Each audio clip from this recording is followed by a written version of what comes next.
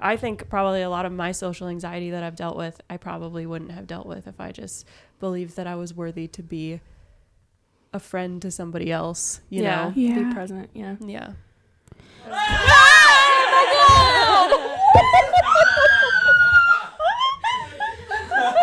Hello, Welcome back to the Womanly Podcast, where we embrace womanhood in its entirety. from the hard and awkward conversations to the silly and embarrassing moments. An effort to reclaim and redefine what it means to be womanly in this crazy, wacky world. I'm Delana, the neutral one. I'm Katie, the morbid one. And I'm Madeline, the other one. And we're so excited that you've joined us today because there's room for you at our table. So, grab your favorite drink and let's have a conversation. So, what are we drinking tonight? I'm drinking a chai tea latte. Nice. Iced. Vanilla. Iced vanilla chai. Surprise of surprises. I would have never guessed. Yeah. Nope, me neither. I have a sweet tea. I have a huge Coke I'm Yeah. drinking. So, ladies, what did you do this week that made you feel good? Ooh. I had a really lovely weekend. Yeah. I feel like Saturday and Sunday both were just really nice. Yeah. It started out, my mom manages a ranch and she's got like horses and they got 2 new little donkeys. Mm-hmm. So I got to go see the donkeys and they're so cute. And then got to kind of drive the perimeter of the property with her, and we got to see the horses and feed them little cookies and stuff, which was fun. And then what else did I do? Oh, I planted some flowers and some vegetables. Oh This my weekend? gosh. Yeah, I really hope that they survive. We'll see. But, and gave my dogs baths, and then we saw the new Batman movie, and went to a basketball game. Like, it was a really lovely, How do you remember everything you did? because it was so nice. Like, it just has been on my mind because it was so nice. Yeah. Yeah. So, yeah, Cord was in town, which was really nice. So we got to do all that together, and yeah, it was just great. So That's awesome. it made me feel good. Yeah. Yeah. I feel the same. Bryce and I had a really good weekend celebrating our 3-year anniversary. Yay! And yeah, it's been on my mind. And I didn't want it to end. It Yeah. was just that nice. Yeah. Yeah. What about you, Delana? Girl, I was on vacation this Oh, past yeah. week, so that's what I did that made me feel good. That's so nice. Well, Yeah. yay, guys. I'm so happy that all 3 of us have something to say Yes. to answer that. We're all a little nervous about this topic. Yeah, it's going to be a little bit of a heavier one, Mm-hmm. Yeah. potentially. I didn't know that I was nervous about it until like literally right before. two seconds ago, Yeah, basically. we came in here too. Katie definitely was feeling it. I honestly, I don't know if nervous would be the word that I would use to describe how I'm feeling. I know that I have like a lot to say on this topic in particular, and that it's going to be really personal. But I know that this is important, and that a lot of people go through these things. If not everybody, I feel like probably everybody goes through it. So, so that being said, we are talking about discovering your own value, which is Yes. yeah. So, what does value mean to you guys when we say discovering your value? What does value mean to y'all? I would take it as like worthiness, like you feeling Worth it. worthy to do or be whatever it is that you want or need to do or Yeah. be. Yeah. You know, like I think a couple episodes ago we talked a lot about imposter syndrome, and I think whenever you really truly know your value and you're like secure in your value, the imposter syndrome goes away because you know that you're deserving. Yeah. So in like a perfect world, it's much more complicated than that. But in a perfect world, like if you were completely 100% secure in your value, then a lot of that imposter syndrome and anxiety, like I think probably a lot of my social anxiety that I've dealt with, I probably wouldn't have dealt with if I just believed that I was worthy to be a friend to somebody else, you know? Yeah. Be present. Yeah. Yeah.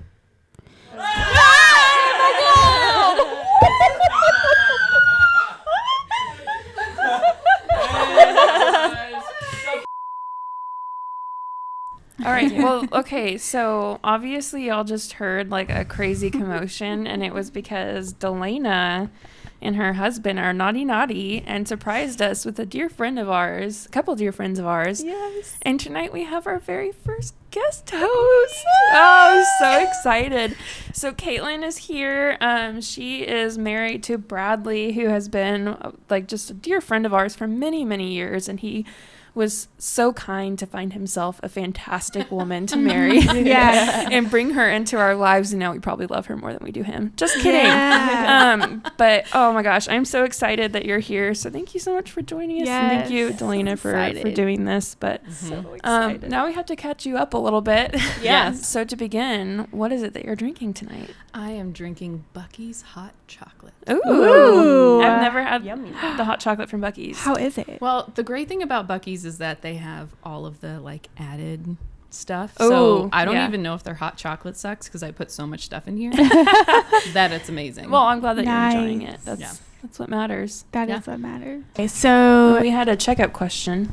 Oh, Yes. yes. What did you do this week that made you feel good? Whoa. What did I do this week? Literally me. literally everyone Can't remember anything Yeah. you do Now ever. I have to think about last week. Yeah. Yeah. Yes. 'Cause this week is just Monday. started. That's what I did was this Yeah. weekend. Yeah. I spent a lot of time with family, which is Aw, nice. That is Yeah. nice. It's kind of a double-edged sword for me because I'm such an introvert, and we had so many Yes. things back to back to back that it like felt Oh, really man. good, and I'm Yeah. like, yes, I like filled that tank, but Yes. now I'm like Bye. Yes. kind of peopled out. Yeah. Mhm. Yeah, Yeah. Well, thanks for making space for Yeah, us. thank you Absolutely. for making space for us in your heart. absolutely. We appreciate it so, Yeah. so Making much. space for us in your tank. I feel like Yeah. there are people in your life where it's not as much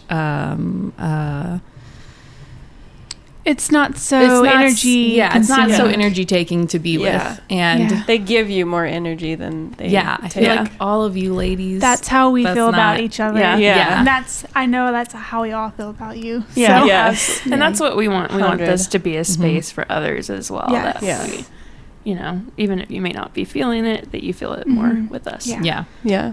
Great. Okay, so we are talking about discovering value. Delana was talking about how for her it was about kind of keeping your own worthiness in mind whenever you're entering into different situations and recognizing that you are worthy Yeah. of different things. I think kind of in addition, I would say that value isn't something that you earn. It's not something that you you have to fight for. It's something that you have to be aware of. It's not something that anybody else gives to you. It's not something that, it's not something that's tied to your race or background or gender or anything like that, your career, nothing. It's just as much as people may want to make yes. you feel that Yeah. way. And as much as you without realizing it make yourself feel Yeah. that your value is tied to those things, it's not. It is just at the core baseline the fact that you as a human being are worth so much. You're important, your presence matters, and you get to live holding that. Like, it's special in that it really sets you up for something. It's not special in that it's unique, because everybody has value, and everybody has, in my opinion, a very equal amount of value, especially biblically. Like the Bible tells us that we're all loved the same and everything like that. But so everybody's value is equal, and then it doesn't matter what you go through in life. It doesn't ever, like, your value's never more than or less than. It's just, it is what it is. And you get to tap into that, and it's so powerful. Yes. Because once you recognize what your value is, and not even like recognizing what it is, just recognizing it, that it exists, that it's present, that it's always there, it completely changes the way that you interact with the rest of the world and really treat yourself too. Yeah. So it's not something that you have to earn. It's not something that somebody else Gives you like assigns to you. It's not Right. something that is tied to any sort of anything. It's just it just is, and it is for everybody. That concept is so hard for me. Yeah. I, like, just the fact that me existing is valuable. Yes. You know? Yeah. But I also have a desire to be a contributing member of society, no matter what's going on. So, But that is a value add. yeah. Okay. So To me, that's the difference, is that there is a baseline value. As a species, human beings, we want to water down things. We want to put things at certain levels. We want to categorize. We want to level with things because it makes it so much easier for us to understand and interact and just be, to do that. And feel like we have control. Exactly. The control is a big part of it. Yeah. It is so much harder to just let something be what it is. Yeah. yeah. So I think you're speaking to that as kind of a moment where you're like, okay, well, I just have value. We all have value. Full stop. Yeah. But maybe I have more value if I do this. Or maybe it is like what is seen as more valuable because I'm contributing.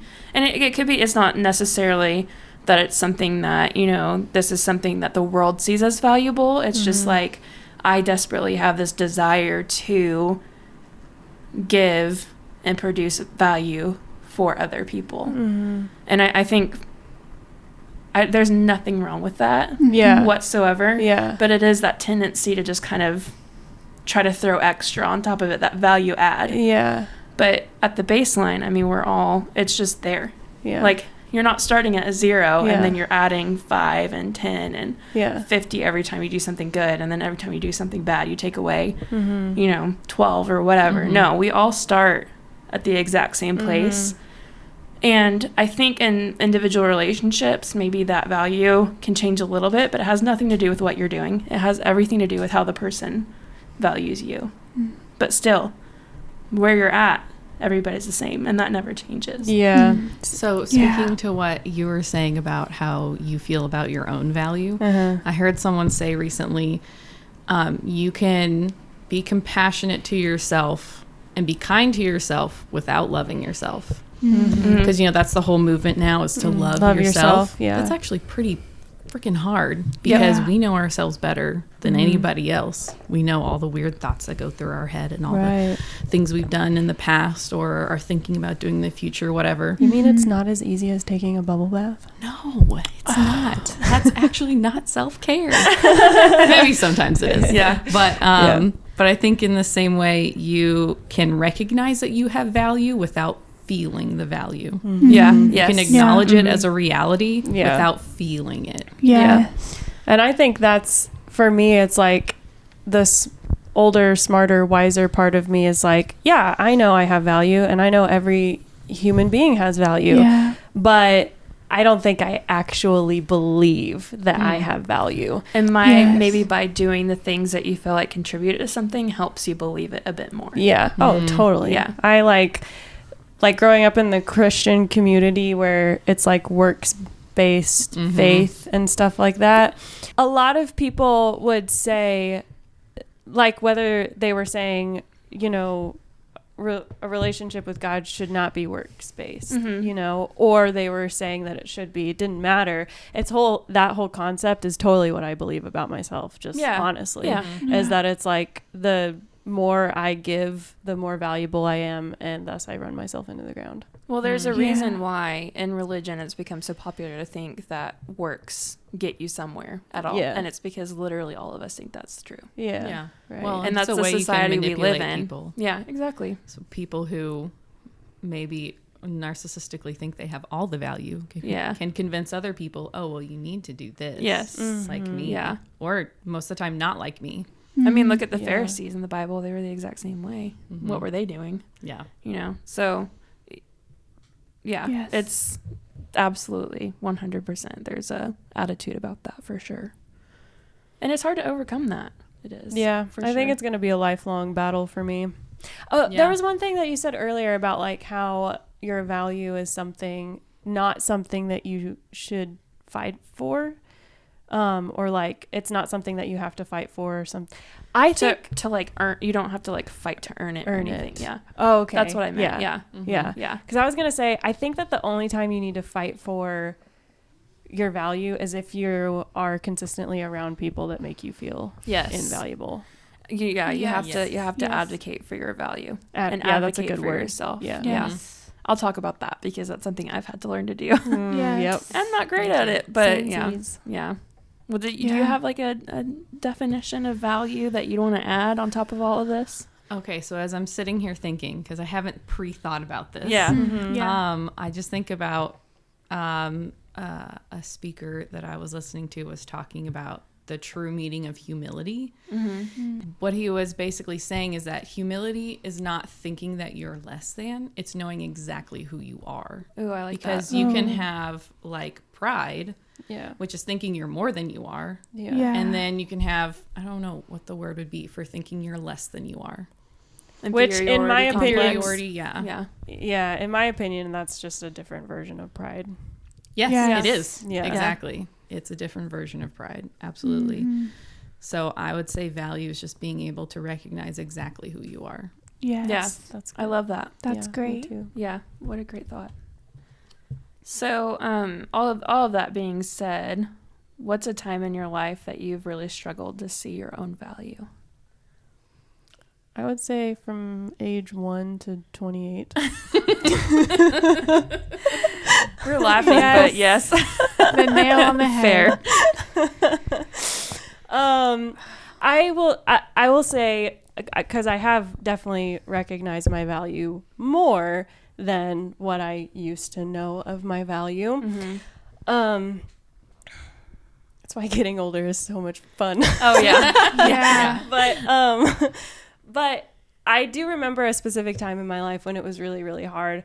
And it was whenever my parents were going through their divorce, and I moved out of the house, and all of my siblings told me that I abandoned them, even though I definitely didn't. you were just trying to survive. I was just trying to survive. Yeah. And it was like one of those things where I didn't like ever tell my dad that I was moving out. I just kind of like stayed at their house longer. Yeah. And then eventually I just didn't come home, Yeah. type Yeah. of thing. And that was a time where I just felt so confused. And so like I had people telling me like, oh, you abandoned us and blah, blah, blah. They wouldn't say that now, now that we're all older and wiser. But yeah, I would say that was the time in my life when I struggled with it the most and had it put me in a place where I had to put myself as a priority for the first time ever, Yeah. Yeah. It was like one of those things where it was like a defining moment, I think is the word I'm looking for, where it's like, there's this moment where, okay, I can continue to go down this path of self-loathing and be miserable for the rest of my life, or I can choose to find my own independence and hope that leads me where I want to go. Yeah. And how old were you when you had to do that? So my parents were getting divorced. Their divorce was kind of like really sticky. Lengthy. Yeah, and weird, but I want to say they started going through it when I was 16. I mean, they had problems my entire childhood. So Yeah. young. It is And young. then- So young. I moved in with I started staying with my pastors right before I turned 18. And then right after I turned 18, I like full on moved in with them. And then I got my own apartment a year later when I was 19. So yeah, That's grown up fast. Yeah. Yeah. it For sure. was. The definition. We were joking a couple episodes, I think, or maybe I was talking to somebody else about it, but it's like whenever people tell you, wow, you're so wise for your age, or you're so, or whatever, and you're Yeah, like, thanks. you're like, thanks, I'm traumatized. Yeah. It's the trauma. Yeah. Yeah. We'll definitely cover that in an episode for sure. We have. Yeah. Yeah. Oh my gosh. Well, Oh. I'll let that be a segue to mine. Mine was from the age 4 until probably about 23. Wait, why 4 specifically? It's a very Yeah. specific Ooh, early age. Yeah. That's So, I've kind of alluded to certain things. I want to kind of treat this delicately because it involves members of my family that I love and treasure, but who, through their difficulties in my growing up and through their hurt me. Yeah. So obviously I'm grown now. So, and we've had conversations, and I've been through therapy and they've been through therapy and stuff. So things at this point are good. And I don't harbor any like ill will or bitterness toward it, but this is just the reality I grew up in. Whenever I was 4, my father lost his job during the .com bubble burst, or whatever they call it.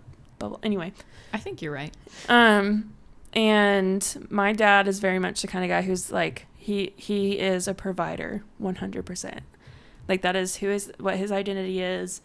He is nothing if not like the world's best provider. Worked 7 days a week, 12-hour days a lot of times, most of my childhood. But whenever I was 4, we had just moved to a new house on the property. The house wasn't finished yet, and my dad was working on it, but he lost his job. My mom wasn't working. So he had 3 young children under the ages of 8, and could no longer provide for the family. And that sent him into a very deep depression for many, many, many, many years. Mm-hmm. And in addition to that, he had to take odd jobs, work nights, stuff like that. So there was many years where he just was not around, either physically or mentally, emotionally. And that was very difficult for our family for a lot of reasons. I'm so sorry. Thank you. Yeah, specifically for me, because my dad and I are the exact same person. We have the same sense of humor, where we like approach things very similarly. We process things very similarly. And my growing up without that example, growing up with a mother and brother and sister who are, the 3 of them are very similar, but on the opposite end of the spectrum, I felt incredibly other than a lot of times. And then in addition to that, my brother had a lot of hurt and a lot of things that he was going through. He's my older brother, growing up, and that had a large effect on me through our relationship, or lack thereof. And so I struggled a lot in my younger years, and then through high school, just not really like seeing myself represented in the family because my dad wasn't able to be there, or not really having that relationship with my older brother, who may have filled that role with my dad not being able to be there. So that's why it started so early for me. Like, guys, I didn't even think I was funny until I was 14.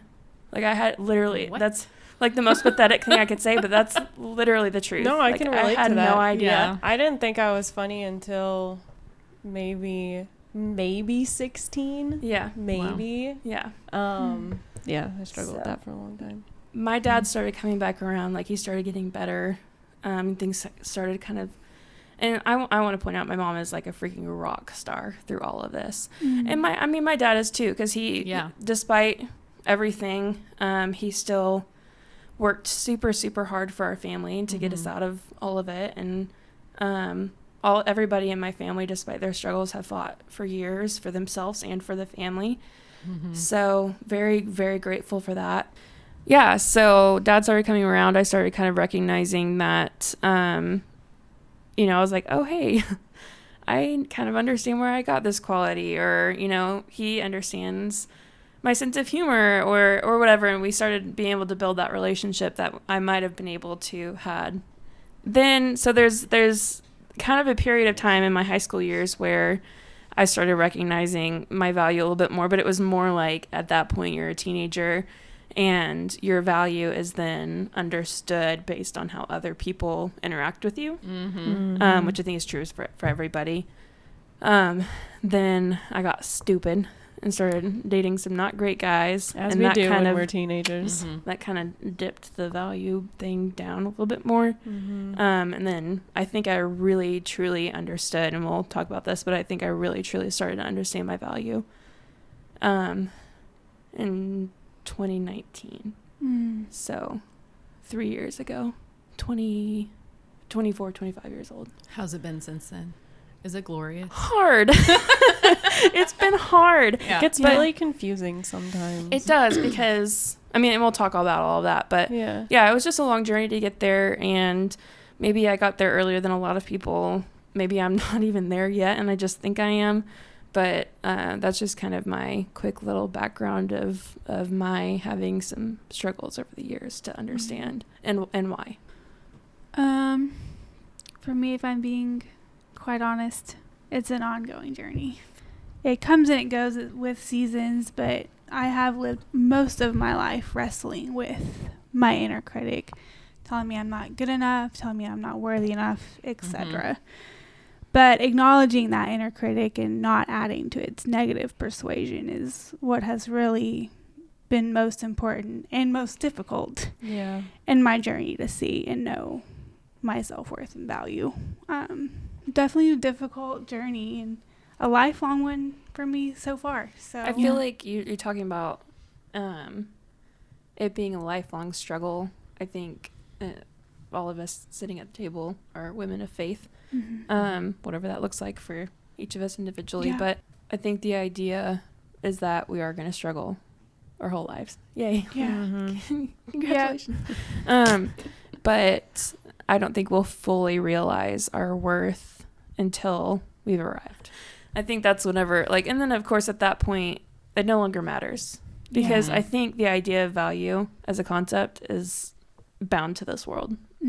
Yes. So that's definitely maybe not be comforting. Well, but maybe it's not supposed to be comfortable. yeah, I don't think it is. And I think we'll struggle with it. And there's so many different viewpoints and perspectives and influences that will pull us different ways. I don't think you'll ever, I think anybody who says that they're totally content with who they are is either they're just having a good moment. Yeah, that's so true.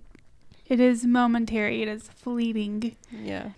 I feel like I potentially gave like a really bad picture of Christianity for those who may not believe, but I think too the partner in that is that we are loved by God, and there's so much value in that. Right. So that's another one that's been hard for me. Yeah. It's like, why? We have to ask ourselves why. Yeah. As believers. Yeah. I think we get stuck on thinking that it's about us when it's not so much about us. Yeah. Right. It's about who God is. Yes. Yep. That's why he loves us. Yeah. Exactly. We can go back and forth real quick. Mm-hmm. Right. And for him to stay steady just shows who he is. Yep. Exactly. Yes. So is there a Love time that. in your life specifically that you've struggled with it? I'm just trying to think of when I would say even me like being self-aware started. They do seem to coincide. Yeah, like I had a fairly like run-of-the-mill, very good childhood. I had amazing parents who I think tried to teach me that I had value. But like I definitely struggled from a young age. And I don't even know why. Like you guys have like really specific things you are able to like point to be like, this is where my value, I started questioning it. Or I wasn't even taught that I had value.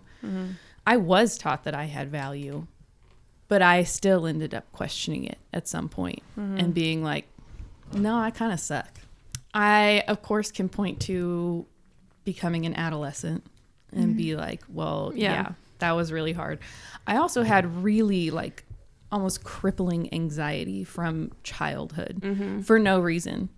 I say for no reason. I had several grandparents die like around the same time. And so I became really afraid of losing people and people dying.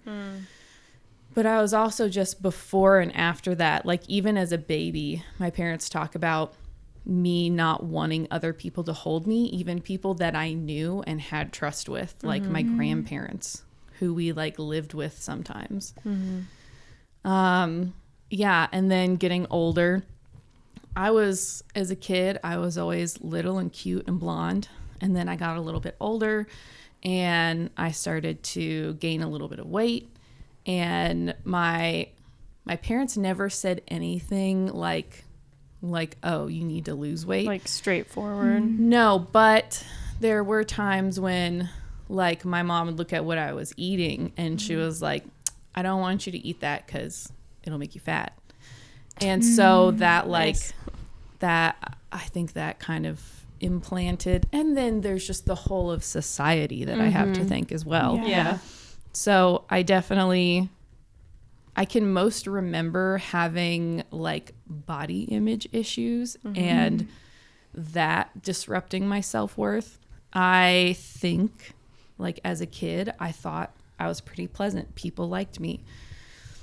I could get along with kids and adults. I'm like a pretty, like I can blend in with most different crowds, right? Like I'm kind of don't want to say like, oh, I'm so great. But I'm just saying I definitely learned how to be a chameleon, whether that was from people pleasing or not. Anxiety. Yes. Wanting people to have good feelings associated with me, not wanting to deal with confrontation. And that's maybe where some of my value came from, that I was like, well, if they like me and they're happy, then I can be happy. Yeah. You know, Yeah. kind of using them as like a mirror of myself instead of just looking at myself. Yeah. And I think that has continued off and on. I would say my journey with value has kind of been like a stair step. Like, Meaning you like peak and then you plateau and then you peak and then you plateau, but it's always upward growth. Yeah. Not always upward growth, Yeah. but it keeps going up a little bit at a time. That's You nice. know what I Yeah. mean? It's a general upwards trajectory. Yeah. Sometimes it goes down, but then it goes back up, and maybe it goes up a little bit higher than it was before, and then it goes back down. Because I've struggled a lot throughout my life with my body. I'm trying to think of what about my personality or like my being that I've questioned the most. I think just being like likable or fun. Yeah. Like I get that like people have always thought like maybe I was semi-responsible or whatever, but there's definitely had boys, not even boys I was dating, boys that I was friends with, just say super nasty things to me and really bring me down a peg, I think because they felt like nothing. And so I was an easy target. What are their names and addresses? Just curious. Yes. No, I'm kidding. Well, our next question is, what is a time when your value was revealed to you / shown to you? I feel like this is a bigger one than When you struggle when you with it. struggled with it. Yeah. We focus on the negative. I know. I know. For me, there really isn't a specific time that I can remember where my value has been revealed to me. However, I find that whenever I am in Scripture and I read about what God says about our value and our self-worth, I become encouraged in that. And on top of this, I am just unceasingly reminded of my worth and value through my precious husband. And that's just something that has not been, maybe it has been revealed to me and it's just not Didn't stick. in my head. Yeah, maybe it didn't stick, but that's okay. I can always dig into Scripture and know where my worth is and who my worth is in. Yeah, for sure. Yeah. I think it can be a matter of it not sticking, because I know for a fact, like, and it kind of goes back to what you're saying about whether or not you even believe it. You know, like somebody can tell you things all your life, and if you don't believe it, it's not going to make an impact on you. My biggest thing, and I did have people telling me throughout my life, like I know for a fact that my mom was one of those moms that was like, oh, you can be anything when you grow up. Like, you can do anything. Yeah, You're so like precious and too. loved and blah, blah, blah. And I know that she said those things. And that meant something, but to not see that or receive that from my brother and dad held more weight for me than what she was doing and saying. Not that what she was saying wasn't important, because it was. Like, I don't know what I would have turned out like had I not had that from her, in addition to everything else. But so I know that there were people who were saying those things to me. And then again, like I said, once I got into high school, I started kind of placing more importance, and I think this is just such a natural thing about like child or adolescent development, but you start placing on importance on your peers more than your parents or whatever else. Yeah. And so I started kind of seeing my value through their eyes, and thankfully I was a part of a good community at that point. But I've kind of had some reward from that in my relationships and my friendships. But it wasn't really until I was probably, again, like 2019, I think for me, it was just it came alongside my just fully understanding myself. And whenever I got my anxiety diagnosis and I started kind of working through that and working through my past traumas and working through my triggers and just kind of fully understanding who I am as a person, and what led to me being the person that I am, that I really started understanding like that there was a lot that went into it, and that I am worth going through the ugly to figure it out, live a life that's more than what I was living, because I was just operating on, whatever, neutral. I was just getting by, I was just surviving, and I enjoyed life doing that at times. I've had a good life, but my life has been so much richer, so much more since I got that diagnosis, since I started going through the weeds, since I started fighting through the ugly to understand myself and start living more intentionally with that knowledge by my side. And my overall like understanding of my value, and it's almost as if I had to kind of like, I say assign, that's not really what I did, but basically just assigning names to my value, or just even like recognizing, oh, I'm worth this. And it's not that this isn't something that anybody else has to do for me. I have to do this for myself, and I'm worth it, and make that decision for myself, that my value became a lot more front and center. And since then, I've put in a lot of work on setting boundaries in relationships. I've setting boundaries with myself, learning to say no, learning to, continue fighting through the weeds anytime something like new trigger comes up or something like that.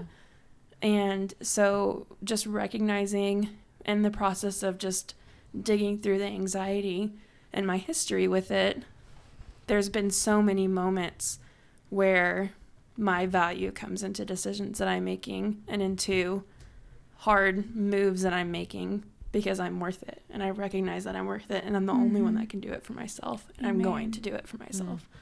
So that's for me kind of the moment, the last 3 years, and there's been really hard things with that too. Like I lost my job in 2020 with COVID and all of that, so I kind of hit a pitfall with that for a little while, kind of trying to figure out, well, what am I even worth if I can't do my career that I've been working so hard for? If I can't plan events, what am I even worth? But had I not been through the weeds in 2019 and started that process of walking in my value, I probably would not have made it through 2020 with my job loss as well as I did.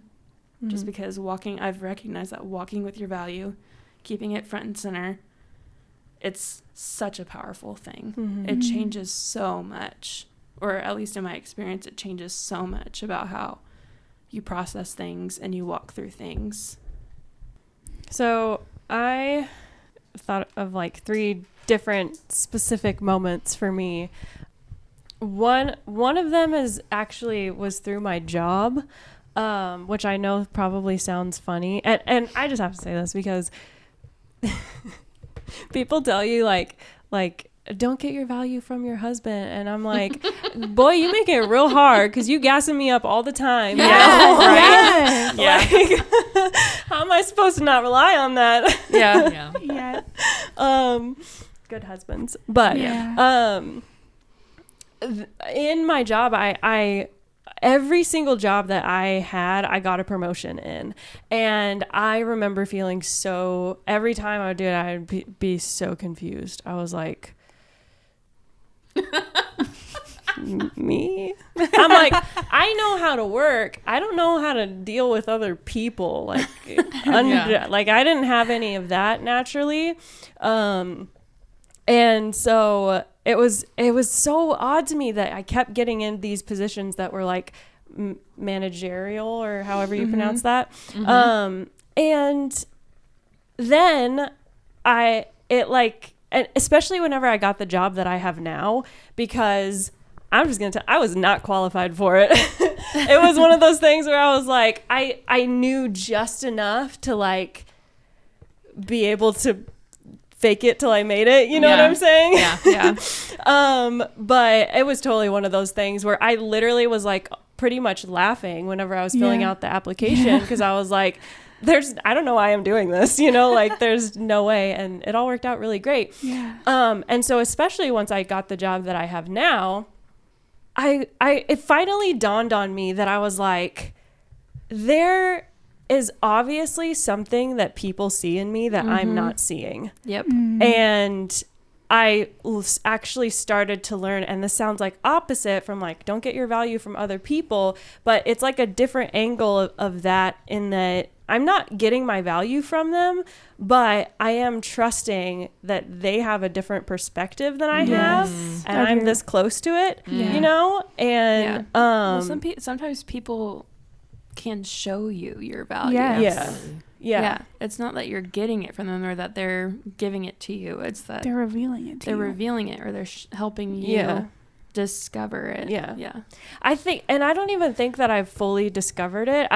Well, none of us have, but I don't even think that they like help me, but I learned to trust them in that it's like, okay, I'm just going to trust that there's something here that I'm not seeing, and I'm just going to go off of that. You know what I'm saying? And pretty much believe that I have it in me because you believe that I have it in me, And that was a very specific thing for me.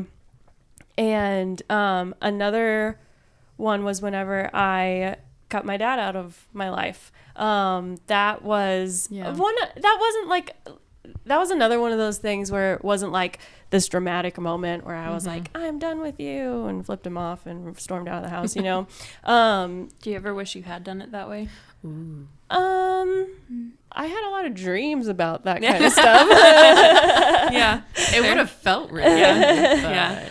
I don't think so, actually. I just always I have moments where like, man, I really wish I could be super petty and done things this way, but I just physically cannot. You get to be petty with your close girlfriends. Behind closed doors. That's why I asked. I was like, have you ever thought about that way? Have you ever and in your dreams? Yeah, in your dreams. Yeah.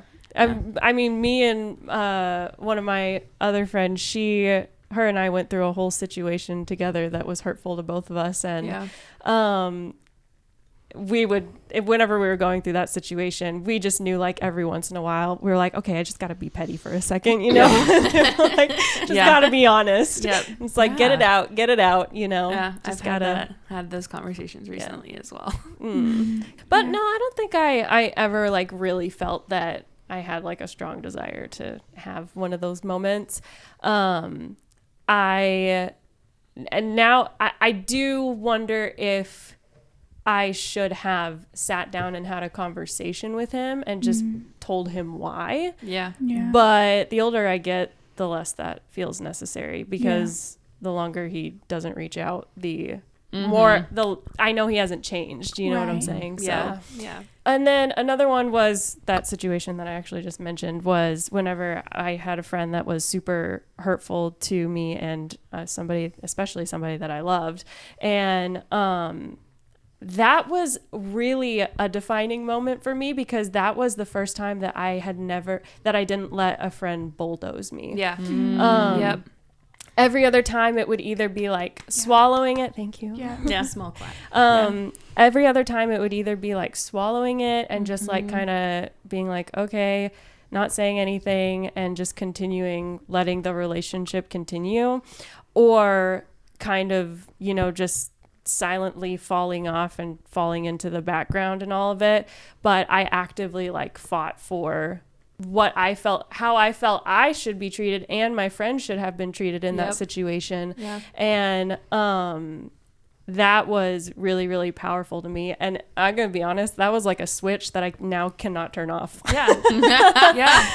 It doesn't go back down. It only goes up. Yeah. Yeah. I had that switch go off, and specifically in a very similar situation. I know we've talked about this already, but do you ever, like, with that, and I appreciate that you clapped for that, but like in situations like that where you stand up for your value and you don't let somebody bulldoze you, specifically somebody who previously has been a very good friend of yours.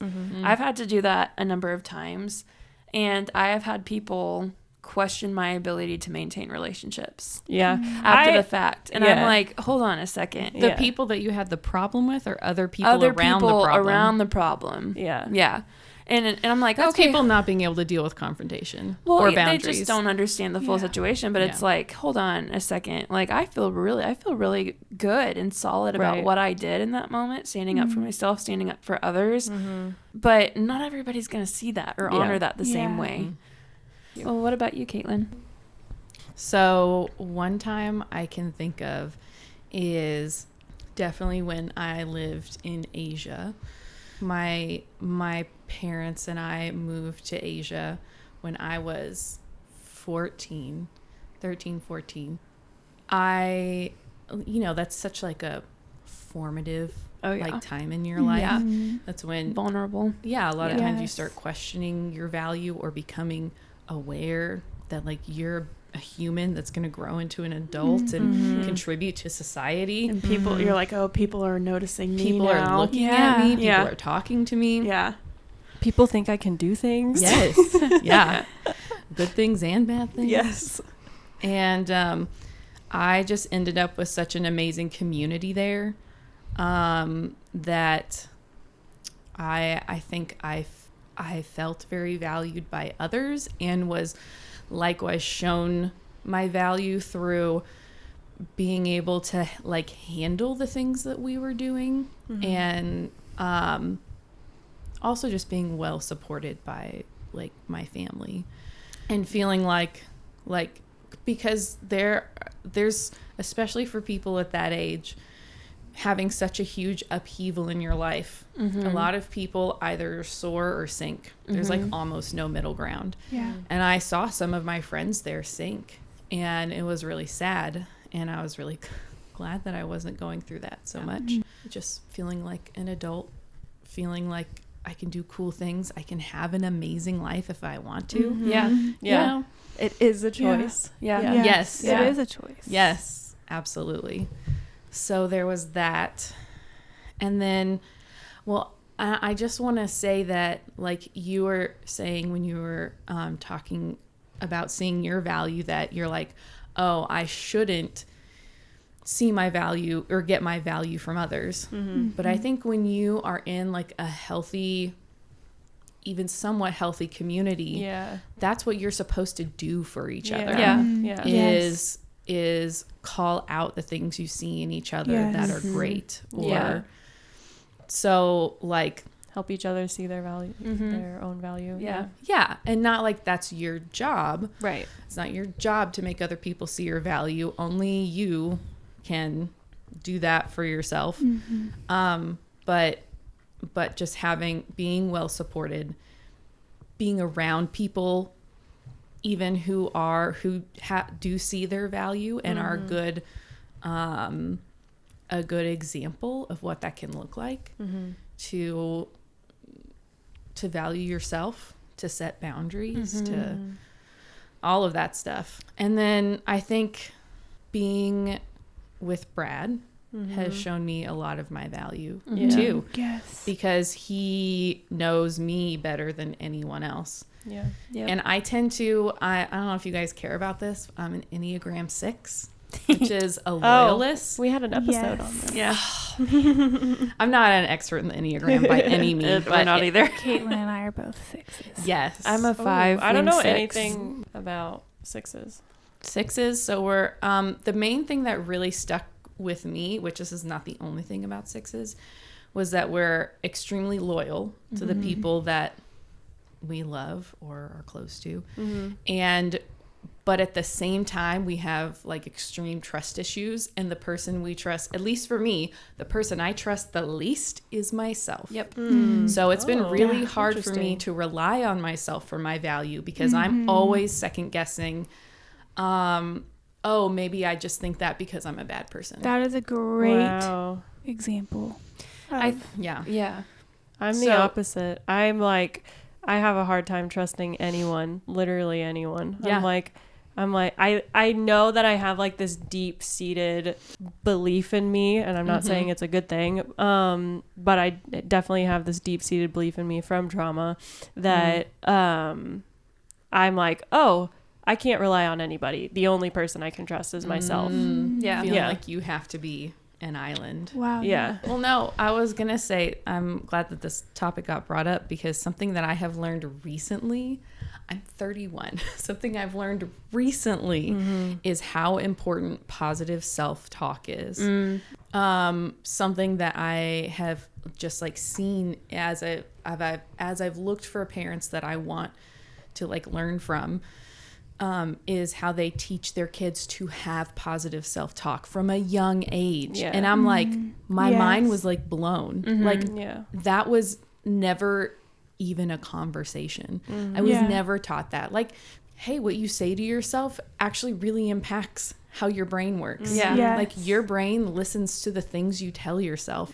But I think it really is, I mean, we are talking about putting in the work, and how like that's one of the like small ways that I've learned recently that I want to put into practice to recognize my value. Yeah. Yes. I love that. I do too. You talking about parenting yourself, it's like, it reminds me of inner child therapy, like inner child work. reparenting Yes. yourself. Yeah, reparenting. Yeah, there's a lot to be said about all of that, especially if your struggles with your values start at a young age.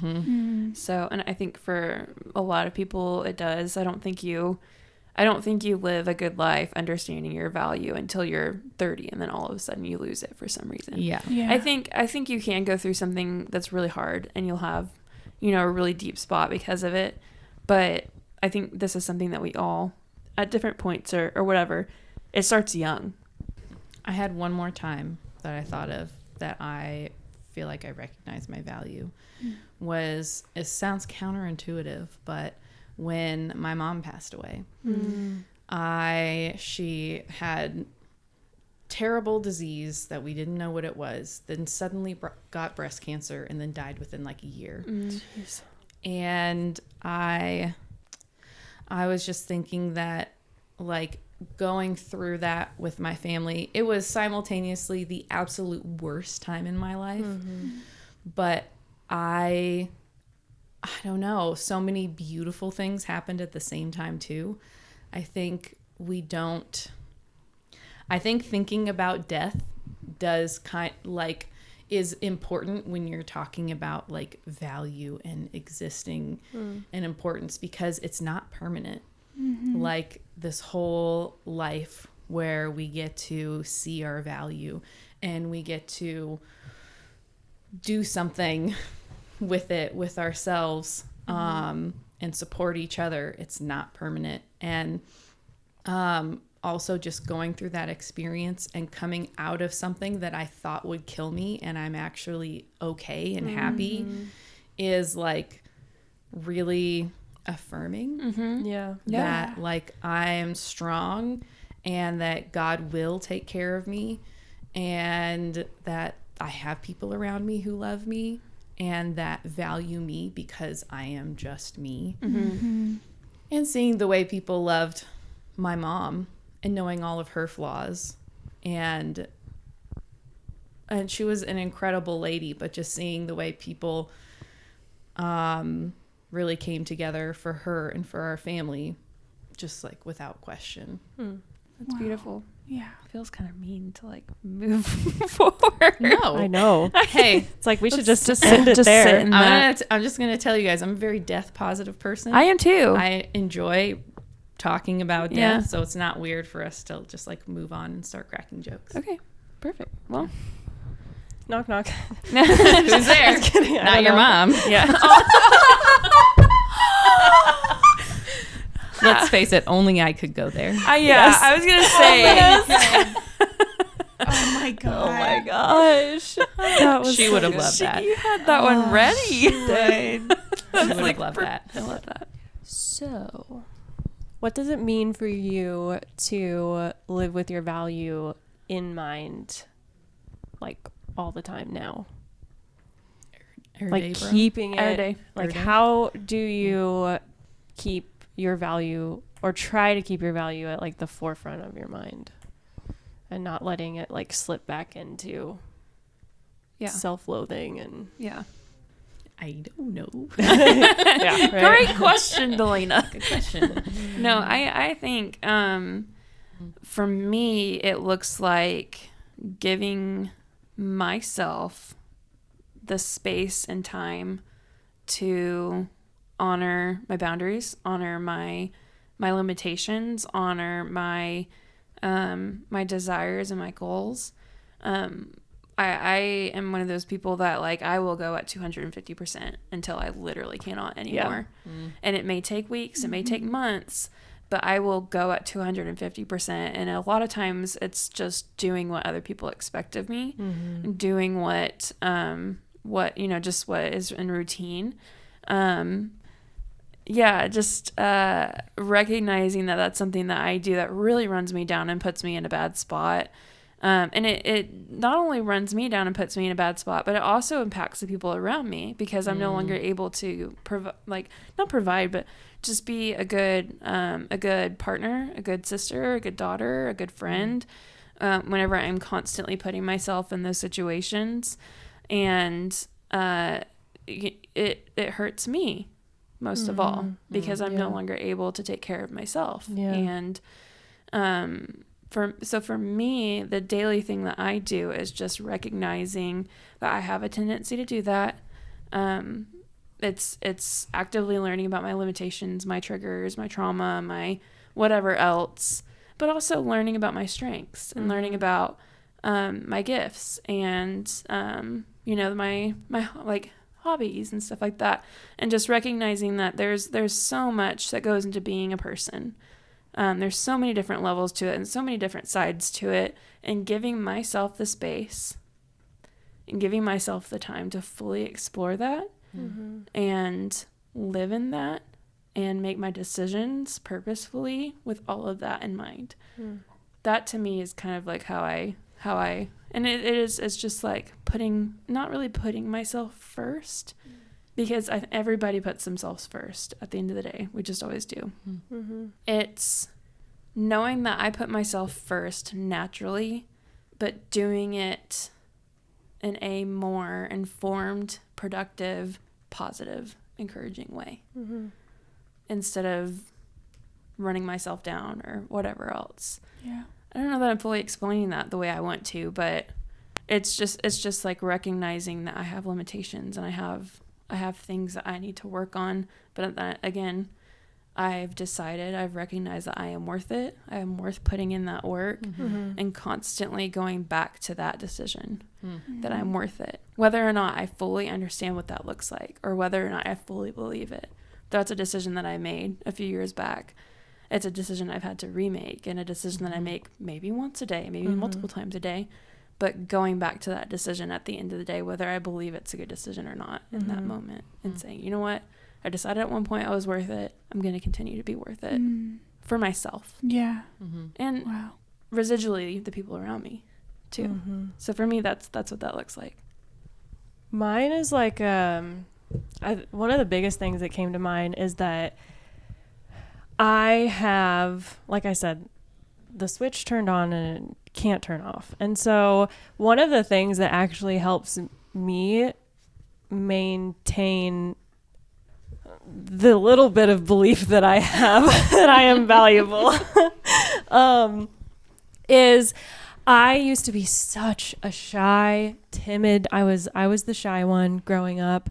I dealt with a lot of social anxiety, crippling social anxiety when I was in high school. They know all about it. Yeah. As someone who's only known you for the last like 6 years, that's surprising. Yeah. Yes. Yes. Yeah. So I used to have a really hard time making friends and everything in between.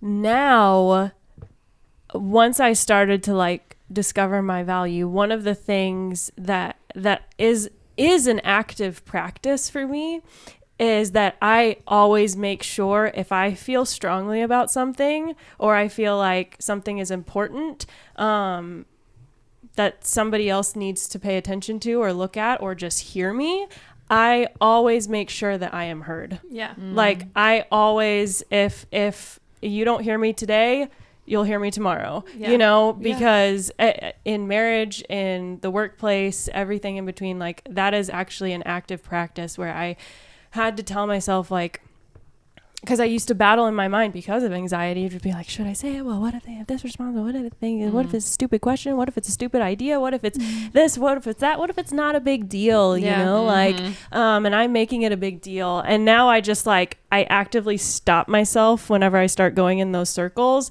And then I'm like, just say it. You have no idea how they're going to, you literally have no idea. Yes. Yeah. And, so it's been like those two things, like your anxiety wants to predict the future and just not letting it tell you what the future is. And then always making sure if I feel strongly about something, even if I don't fully understand why I feel so strongly about it, I am going to make sure that you hear me eventually. Yeah. Yeah. Advocating for yourself. It's such a huge, powerful tool. And I think especially as a woman, to be honest, Oh, yeah. Yes. like it is common that, we just by nature feel like we're born into being less valuable than men and less capable than men. And so to make sure that you are heard, I feel like is really, really important. Yeah. It is. Yes. For me, the answer to that question is I do not know. But listening to you guys talk about your experiences has definitely kindled lots of thoughts and takeaways. Good. I have one thing that's kind of like, it might seem like it doesn't relate at first, but Give it to us. kind of, but it does in a really interesting way, I think. So one of the things, how many times have I talked about my therapist? A lot. But Hey, one of the I'm sitting things, here thinking I should go back to therapy. Yeah. one of the Therapy's things good. that I learned from my therapist, specifically in the context of marriage, but I think it applies across all relationships, is the difference between a desire and a demand. And that you should desire good things from your husband and from your relationships, and desire those things and feel those desires and be let down, and fully feel being let down. Like it hurts, it sucks, but that is the healthy way, versus demanding that this person, and I think that there is a time and place for demands. Like obviously I'm not going to let someone walk in here and slap me across the face and not demand that they leave my house, you know. But there's a place for demands, but for the most part, whenever it comes to so whenever I first thought of this concept, I really struggled with it, but the more I tried to like sit on it and like separate the feelings that I had that were desires versus demands. And whenever we say demands, I mean like unhealthy demands, I actually it helped me find more of my value or lack thereof whenever I was able to start separating those two, because whenever you're demanding something, it is putting like if I demand, just as a light example, if I demand that my husband take me on a date night every Friday night and he doesn't do that, and I selfishly demand that and throw a fit and blah, blah, blah, blah, blah, I am now, and that act that he doesn't do, if that makes me feel unloved, like deeply unloved, then I'm putting a bunch of value in that demand. And that's where like the difference between desire and demand is. Whenever it's an unhealthy demand, there's value attached to it. Like, you have to give me this thing or I am not okay. Yeah. You know, Yeah. and that's where the demand comes in versus learning to take those demands and either being like, oh, wow, okay, that is an area that I need to work on, you know, or taking that same thing. It's like, okay, there's obviously something here, maybe a hurt that is valid, that I need to figure out what the desire is versus and how to approach that desire with love, and maybe even be willing to be let down, you know, but how do I be okay with this thing not being met is when it turns into a desire that can be hurtful if it's not met, but it's not shattering. Wow, that's really good. Yeah. For the person that is on the receiving end of that, the desire makes it so much more acceptable and even like a joyful thing. Yeah. Like, you desire to spend time with him. If you demanded to spend time with him, he would start to like resent it. Yes. Right. And I think that, anyway. Yeah. What's really funny about all of that, though, what you just said, is that in the very beginning, when you started talking about desire versus demand, my brain went in a totally opposite direction, and that I was thinking of demands as non-negotiables.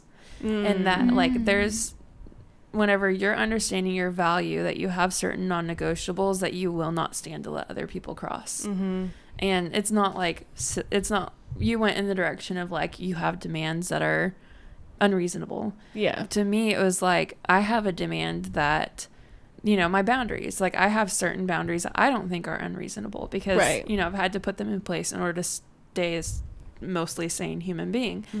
I have a non-negotiable that if anybody deliberately crosses those boundaries more than one time, despite being informed that those boundaries exist, they don't have to keep my boundaries.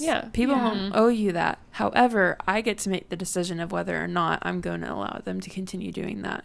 How much of an effect does it have on me in my daily life that I allow somebody in my life to continue deliberately disrespecting? To me, it's disrespecting something you've put in place for your own health and wellness, and that to me is a non-negotiable. And it takes recognizing your value and honoring your value in order to uphold those non-negotiables. That's where my brain went, which I think those are healthy, and that's where the language is a little bit like, there can be very good healthy demands, and those are them. Like, you should, I demand that you know, not cheat on me, cheat on me. Respect like me. I demand basic you know, human respect. Yes. And but whenever it comes to, like, I can remember a specific situation where I had a friend that she was going through a lot at the time, and so I was like, hey, let's get coffee, just like, let's do weekly coffee. You're going through a lot, I want to be there for you, you know. And we got weekly coffee. Well, then we did that for a few months, and then I was traveling and I got really busy and it just kind of died off, and she freaked out. Like, she got, and that would be like an example of like, she's placing a really unhealthy demand on me that is not realistic, and she is taking it as, she did take it as though all of the sudden she didn't matter. Her value was lessened because I couldn't get coffee with her every week anymore. And so that is like an example of like the demand that would be unhealthy because I'm placing my value and demanding this thing. And if I don't get this thing, I'm shattered, you know? Versus a desire, I won't be shattered. I will be let down, and maybe even deeply let down. But I won't, it's not gonna shake my foundation. What does it mean to walk in value, Caitlyn? I'm not sure. I think I'm a little bit more in your boat, where I am really bad at thinking about that in my daily life. I think I don't know, just focus more on surviving. Girl, I get it. That makes my life sound so terrible when it's not. No.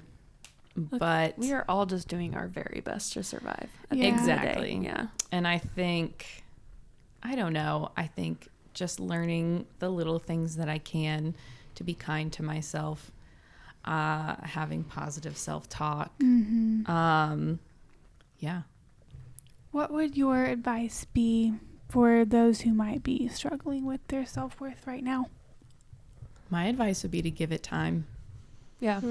All thing like your situation, your mindset, all of the things that are contributing to your self-worth will Yeah. come to pass. Yeah.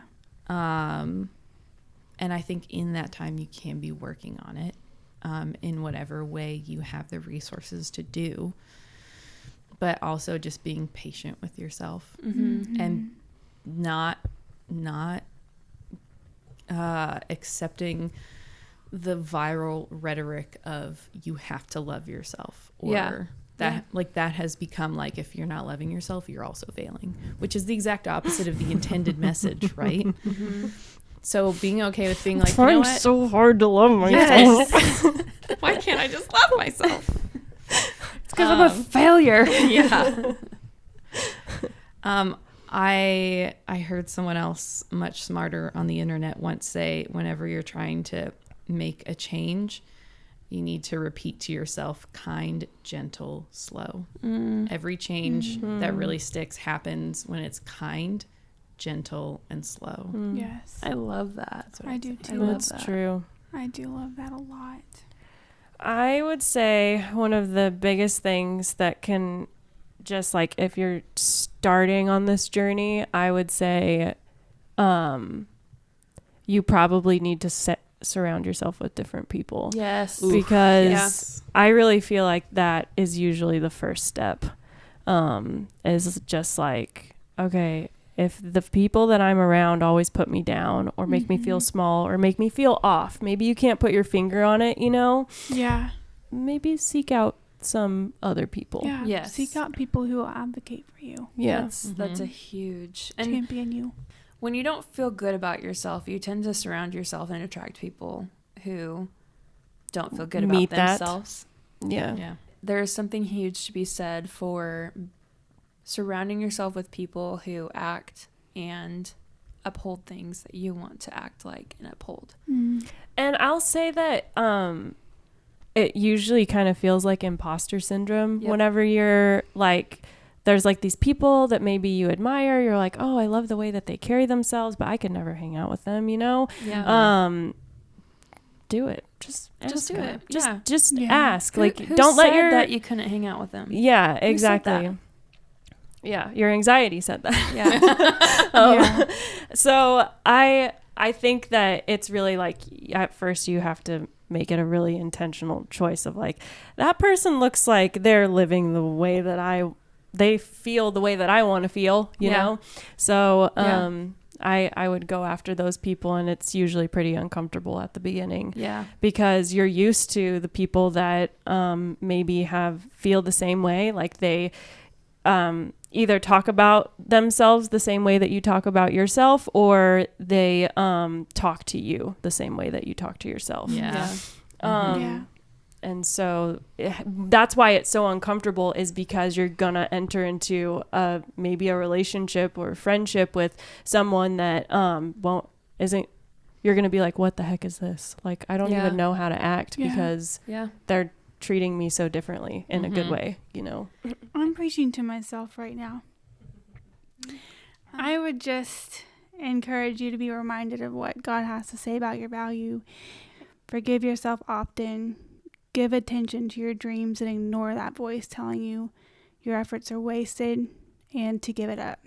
Remember that your value cannot be measured or compared. Love it. Yeah. It's a very concise way to put it. Yeah. Yes. Well, what are y'all looking forward to this week? Going to IKEA. Oh, yeah. I live in Oklahoma, the land of no IKEA. Boo. No. And I just bought a house, so I want to furnish it cheaply. Yeah. Yes. Congratulations, new homeowner. Enjoy So your exciting. IKEA trip. Mm-hmm. I'm looking forward to Easter. Lots of family time and good food. I forget That's that's good. Sunday. I know. Is I it know. April already? What on earth? Yep. I What like are you it. looking forward to, Madeline? Sleep. That's a good one. Amen. I have had a very, very busy like month or so. And I feel like I've just been getting just enough sleep. But I finally have a week again where I can, not tonight, but I can go to bed at like 8:30 every night. And I'm so excited. Yeah. Nice. Yeah, I'm so excited. So I am looking forward to the fact I got a new desk. And Yes. I'm really excited. So What I'm kind is excited it? to work It's at. so It's a cool. sit-stand desk. I wondered. Yes. Yeah.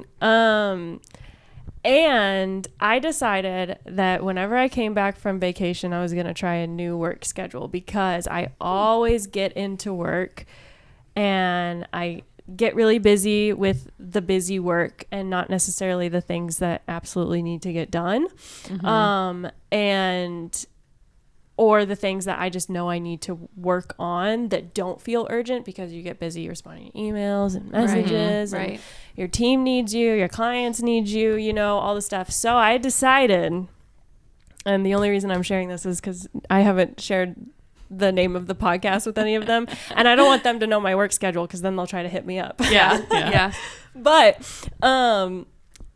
I started work at 5:17 a.m. this morning. Yes. Wow. Are you insane? And I Oh. finished work at 1:30 p.m. and it felt amazing. Really? Yeah. Yes. Wow. That's awesome. Because with stuff like editing for Womanly and the client reports that I have to do, it's just like it gets so chaotic so fast that there's also another editing project that I'm working on right now that I'm like, okay, I just need my morning to like make sure that the things that I know are most important I get done without any disturbance, and then the rest of my day can be chaotic if it needs That's to be. amazing. Yeah. Amazing. I love it. I do too. I envy your discipline.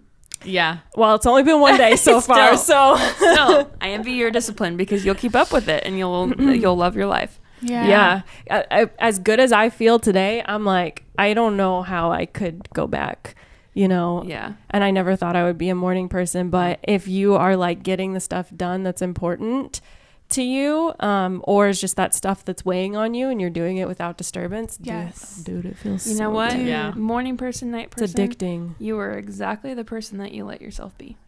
I will say that I was talking at the beginning about being an introvert and being tired. This was absolutely energizing. Right? Yeah, it's the Yay. best. It's so dude. cool. I'm Yay. so I glad love you it. feel that way. You're welcome back anytime. Yay. Yes. Yeah.